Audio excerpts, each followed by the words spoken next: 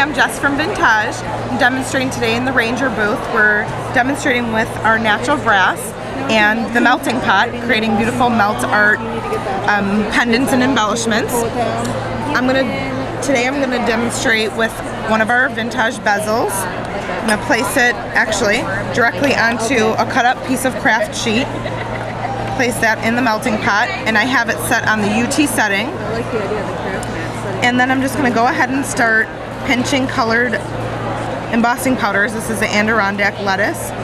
And you just sprinkle in colors directly into the bezel.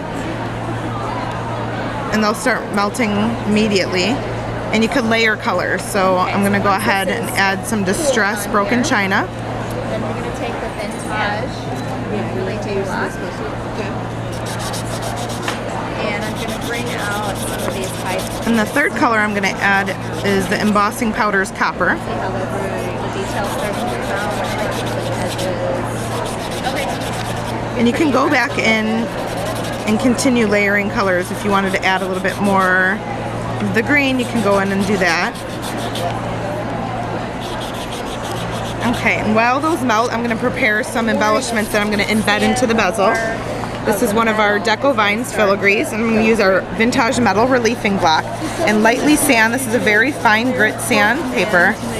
Lightly sand the surface of this to bring out highlight all those raised areas and the detail in the piece before I embed it. And then again with our teensy sunflower charms. These did have a loop on them, and they've been pre-cut off with a flush cutter, so did that beforehand. And now I'm going to use a flat nose plier. You could also use tweezers just to embed these pieces. Pick them up and just push them down in place. And go ahead and do it with both of these charms as well. That's pretty. I didn't know if maybe you tried putting clear embossing over it after you got done, because that would really bring the color back out too. So what we do now. Okay, now we are ready to add the UT. This is ultra thick embossing enamel and clear. I'm just using a small measuring spoon, and I'm sprinkling that directly over the entire surface. And you can see that this melts pretty fast, the clear does. So you could run the Vintaj pieces through the embossing folders like you showed us yesterday, and where you do could the next step, which is then to the like, yeah, you could teach a necklace little guys, the project. All right. You could do the same thing. We'll let that melt. On those pieces, yeah. So it's really, really personalized. It is. You could use a paper towel to clean it out. The reason I'm using the craft sheet is so it's easy to lift out afterwards. I'll use the pliers to lift the piece out. Well, we do sell those in bulk too, so that's helpful. Yeah. Of course, this is going to take longer to melt because we're taping it. Murphy's Law says. I added a little bit extra. Yeah. How do you Maybe. know how much you take? Thank you very much. You know, does it naturally level?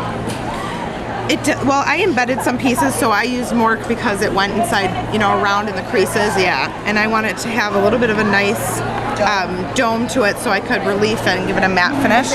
What I could do is demonstrate. Yes, exactly. That's what that was.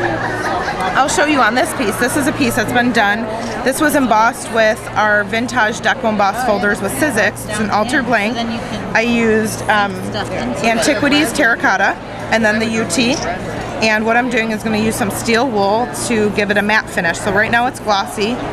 So I just use steel wool, and I'm going to go in a circular motion and lightly buff this. And you can see that it's going to cloud up pretty fast. And then now you have the option of glossy or a matte finish just by using the steel wool. It's really simple to change the appearance. Is this kind of like an enameling process? It gives you a really nice matte finish. And here's some examples here too. Okay, now this piece is done, so what I'm going to do is Watch the next one too, but you obviously put the texture on it. And lift this out you're like embossing type of? and just let this cool for a few minutes before I handle it or buff it with the steel wool. And that's that. It's very easy. It's fun. You could mix a lot of colors. There, you just light them in, sprinkle.